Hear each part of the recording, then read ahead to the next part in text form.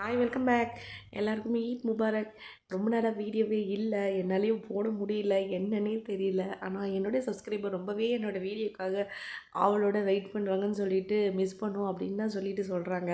So கேட்கும்போது ரொம்ப சந்தோஷமாக இருக்குது. இனி அவங்களுக்காவது ரெகுலராக வீடியோ போடணும்னு நினச்சிட்டு இருக்கிறேன். இன்றைக்கி வீடியோவில் என்னென்னு பார்த்தீங்கன்னா இது ஈரோட நெக்ஸ்ட் டே தான் ஃபேமிலியாக அவுட்டிங் போயிருந்தோம்.